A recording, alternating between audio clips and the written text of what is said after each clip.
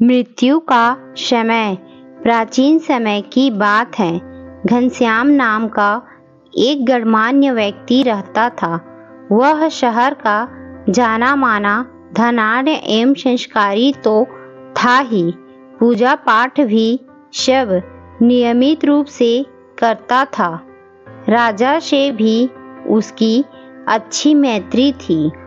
एक दिन वह मंदिर जा रहा था कि राह में उसने पेड़ के नीचे यमराज को खड़े देखा। अजब बात यह थी कि यमराज ने बड़े आश्चर्य मिश्रित भाव से उसकी ओर देखा, जिससे घनश्याम सेठ बहुत घबरा गया और वह भागता हुआ फौरन राजा के दरबार में जा पहुंचा। उसने राजा से यमराज की उपस्थिति और उसकी तरफ घूरकर देखने की संपूर्ण बात कह सुनाई। उसे लगा कि यमराज उसे ही लेने आए हैं, अतः उसने राजा से निवेदन किया कि वह उसे यमराज से बचा ले।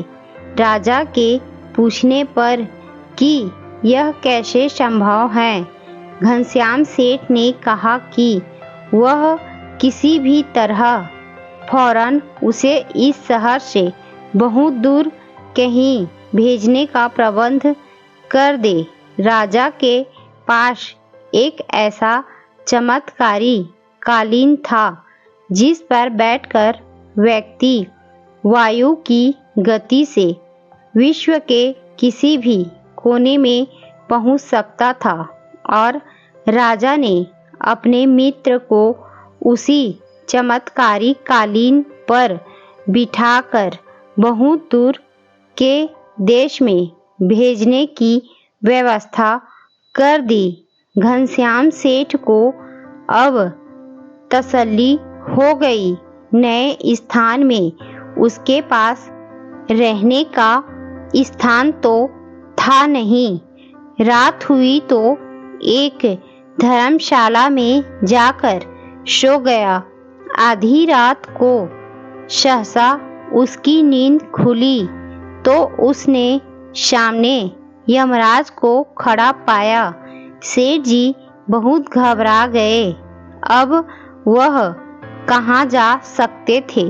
यमराज जब उसे मृत्युलोक ले जा रहे थे तो राह में उसने अपनी उलझन रखी। कल तो मैंने आपको विश्व के दूसरे कोने में देखा था, तब आपने मुझे घूरकर देखा भी था, ऐसा क्यों? इस पर यमराज ने उत्तर दिया, तुम्हें वहां देखकर मुझे घोर आश्चर्य हुआ था। मेरी सूची में आज की तिथि में तुम्हारे प्राण लेना दर्ज था, वह भी वहां से कोसों दूर इस शहर में। मुझे आश्चर्य इस बात का हुआ कि तुम वहां पर कैसे हो, क्योंकि मनुष्य के लिए इतनी जल्दी इतनी दूर पहुंचना तो असंभव ही था। मैंने फिर से अपनी सूची को बहुत ध्यान से देखा।